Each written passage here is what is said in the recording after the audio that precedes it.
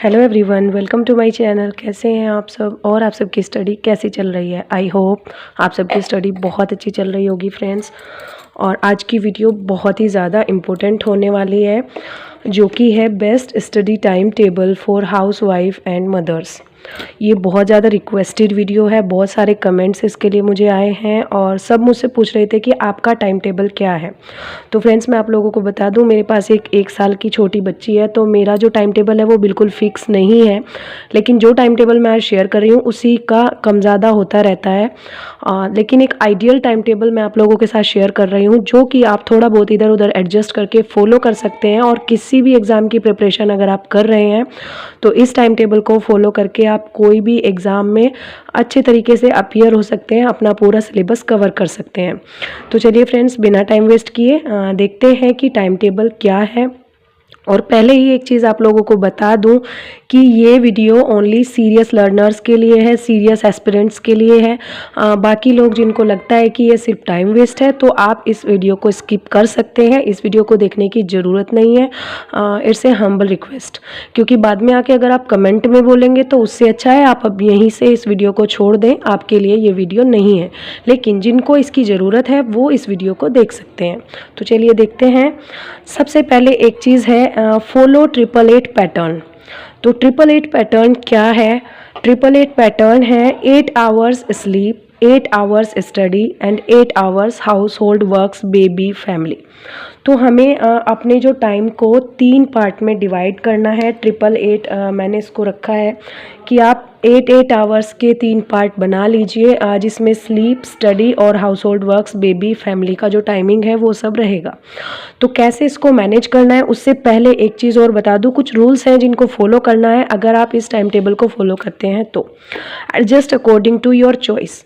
Time जो है सभी का अलग अलग होता है, सभी के काम अलग अलग होते हैं, तो आपका जो टाइमिंग रहेगा वो ज़रूरी नहीं है कि सेम यही रहे।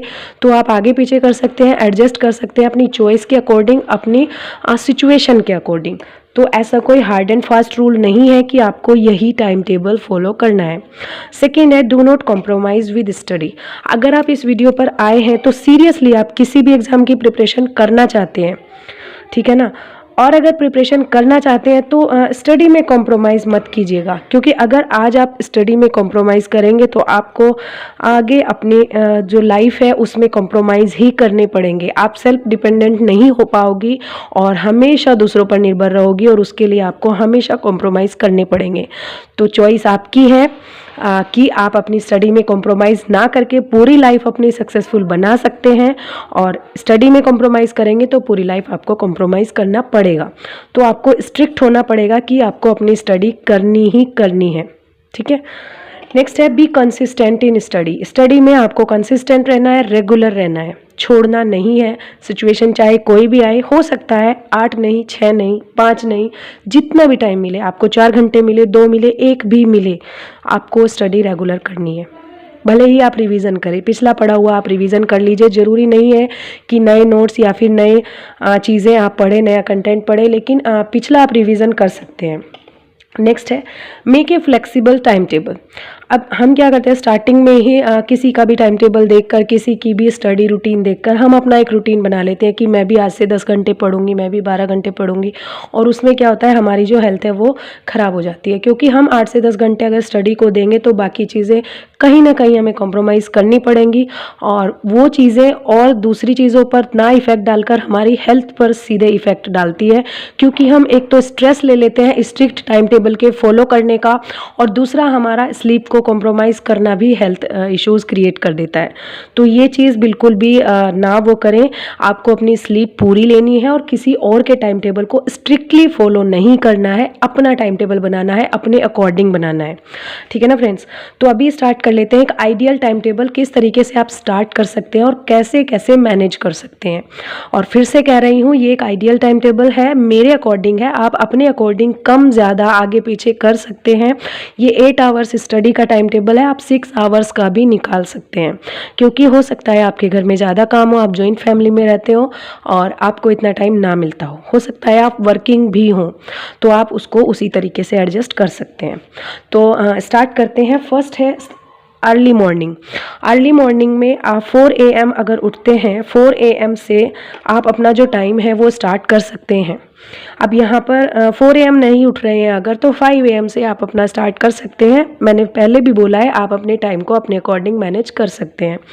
तो फर्स्ट जो स्लॉट है 4 AM टू 6 AM, 4 AM आप उठेंगे, उसके बाद फ्रेशन अप होंगे और जो भी 10-15 मिनट उसमें लगेगी वो जाएगा। बाकी 2 आवर्स का जो स्लॉट है आपका ये रहेगा। तो फर्स्ट स्लॉट में आपको क्या करना है, आपको मेन सब्जेक्ट पढ़ना है। मेन इन द सेंस जो भी आपके लिए बहुत ज़रूरी है और जो भी बिल्कुल क्या बताऊं, जिससे कि आपको ये लगता है कि ये चीज़ें आपको समझ में नहीं आती है, क्योंकि उस टाइम जो है माइंड बहुत एक्टिव रहता है और जो भी चीज़ें आप पढ़ते हैं वो इजीली आप कवर अप कर सकते हैं। नेक्स्ट है मिड मॉर्निंग में 4 AM टू 6 AM आपने क्या किया, अपनी स्टडी की। 6 AM टू 8 AM आपको ब्रेकफास्ट बनाना होता है, बाकी सारे काम घर के जो हैं करने होते हैं। तो अगर आपके हस्बैंड जॉब पर जाते हैं, बच्चे स्कूल जाते हैं, तो ये सब चीज़ें मैनेज करनी पड़ती है। नहीं भी जाते हैं तो भी घर में बहुत सारे काम होते हैं। तो फिर आप 8 बजे तक अपना ये 2 घंटे का टाइम फैमिली को देंगे, बेबी को देंगे, ब्रेकफास्ट वगैरह जो भी टाइमिंग है सब कुछ। 8 AM टू 9 AM आपका सेकंड स्लॉट रहेगा और 8 AM टू 9 AM 1 आवर फिर से आप स्टडी को देंगे। और ये जो 1-1 घंटे के स्लॉट है, इसमें आप छोटे टॉपिक्स उठा सकते हैं, जैसे ग्रामर में कोई एक टॉपिक उठा लिया, या वोकैब आपने लर्न कर ली, या फिर हिस्ट्री ऑफ इंग्लिश लिटरेचर का कोई टॉपिक उठा लिया, या लिटरेरी टर्म्स आपने रिवाइज कर ली।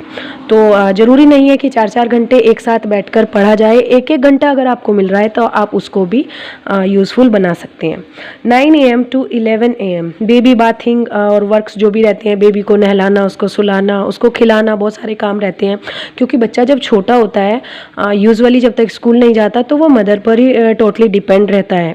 तो 90% वर्क्स जो है वो मदर के साथ ही उसके बिजी रहते हैं कि उसको नहलाना है, सुलाना है, खिलाना है, सब कुछ। और वो मम्मा के आसपास ही रहना चाहता भी है, इसीलिए उसको ज़्यादा टाइम मिलना भी चाहिए। ठीक है ना फ्रेंड्स। तो ये टाइम बेबी के लिए, आपके दूसरे जो काम बचे हुए हैं सुबह के काम में से, वो उसके लिए रहता है। तो फिर आता है आफ्टरनून। 11 AM टू 12 PM आप फिर से स्टडी कर सकते हैं। 1 घंटे का टाइम आपको फिर से मिल गया। अगर नहीं मिलता है तो कोई बात नहीं, आप इसको आगे पीछे एडजस्ट कर सकते हैं। फिर 12 PM टू 2 PM 2 आवर्स आपका फिर से लंच प्रिपरेशन का रहेगा। आप लंच प्रिपेयर कीजिए और बाकी जो काम आपके रह जाते हैं उनको कंप्लीट कीजिए। ये आपका टाइम है, आप किसी भी तरीके से इसको यूज़ कीजिए।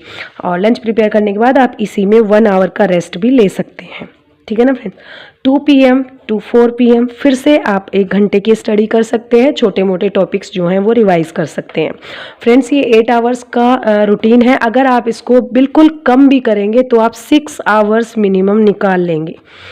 6 आवर्स मिनिमम निकाल लेंगे। टाइम टेबल मैंने 8 आवर्स का रखा है, लेकिन 6 आवर्स भी अगर आप इसमें से निकाल लेंगे तो वो भी सफिशिएंट रहेगा, वो भी बहुत अच्छा टाइम निकल जाएगा आपकी स्टडी के लिए। किसी भी टीचिंग एग्ज़ाम की प्रिपरेशन अगर आप कर रहे हैं, इसमें DSSS भी है, UPTCT है, या UPPGT जिसकी भी प्रिपरेशन आप कर रहे हैं वो सब आ जाता है।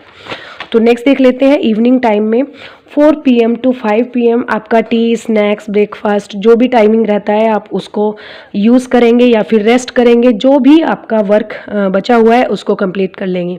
इस टाइम पर मोस्टली ये वर्क रहता है कि अगर आपने कपड़े धुलकर डाले हुए हैं तो आप उनको फोल्ड कर लेंगे, उनको उतार के ले आएंगे, फोल्ड करके रख देंगे, या प्रेस वगैरह अगर करना है तो आप वो कर सकते हैं। और बाकी जो काम है आप अपनी फैमिली मेम्बर्स के साथ टाइम स्पेंड कर सकते हैं, अपने बेबी के साथ टाइम स्पेंड कर सकते हैं। तो काम आप अपने अकॉर्डिंग मैनेज कर सकते हैं। 5 PM टू 6 PM फिर से आपको 5th स्लॉट लगाना है 1 घंटे का। और इसमें भी आप कुछ भी जो भी आपके टॉपिक्स हैं उनको रिवाइज कर सकते हैं, पढ़ सकते हैं। 6 टू 8 PM फिर आपका डिनर का और बाकी दूसरे जो बचे हुए काम हैं उनको ख़त्म करने का टाइम होता है, और अपना जो फैमिली टाइम होता है ये उसके लिए रहेगा। फिर night 8 PM to 10 PM 6th slot आपको पढ़ना है। ठीक है ना फ्रेंड्स। तो ये था आज का time table. Best of luck for your studies, best of luck for your exams. और फिर से लास्ट में एक बार बोल रही हूँ, ये टाइम टेबल एक आइडियल टाइम टेबल है। ऐसा बिल्कुल भी ज़रूरी नहीं है कि आप इसी को स्ट्रिक्टली फॉलो करें, लेकिन ये सिर्फ एक परफॉर्मा आप मान सकते हैं कि ये एक परफॉर्मा है। इसको आप आगे पीछे चेंज कर सकते हैं। मॉर्निंग में नहीं तो आफ्टरनून में टाइम निकालिए, आफ्टरनून में नहीं तो इवनिंग में टाइम निकालिए, जैसे भी जब भी टाइम मिले, लेकिन टाइम निकालिए। मेन पर्पज़ है टाइम निकालना, और टाइम निकालकर अपनी स्टडी कंप्लीट करना। आपके लिए 6 आवर्स भी बहुत है, ठीक है। ये 8 आवर्स का टाइम टेबल है, 2 आवर्स आप फिर से मैनेज कर सकते हैं। आप उसको फैमिली वर्क्स में बेबी के साथ दे सकते हैं। जैसे अब फेस्टिव टाइम चल रहा है तो आप इतना टाइम नहीं निकाल पाएंगे, तो दिवाली के बाद से आप इस टाइम टेबल को फॉलो कर सकते हैं। मैं भी ऐसा ही करने वाली हूँ, क्योंकि अभी तक मेरा भी कुछ फिक्स टाइम टेबल नहीं था।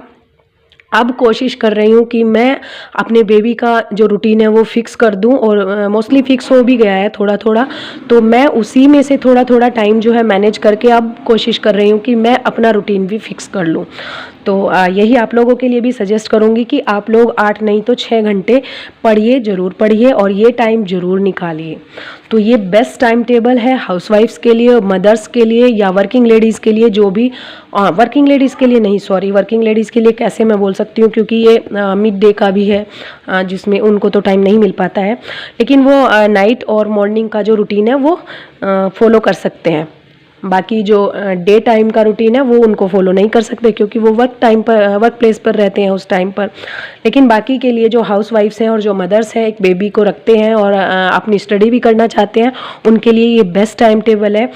फिर भी आप लोगों को कहूँगी कि टाइम ज़रूर दीजिए, भले ही जितना भी टाइम मिले आप अपनी स्टडी को ज़रूर दीजिए। अभी की थोड़ी सी मेहनत आपको पूरी लाइफ सुकून देने वाली है। अगर सक्सेसफुल हो जाओगे, कोई भी एग्ज़ाम क्रैक कर लोगे, तो ये आप ही का फ़ायदा है, मेरा फ़ायदा नहीं है या किसी और का फ़ायदा नहीं है।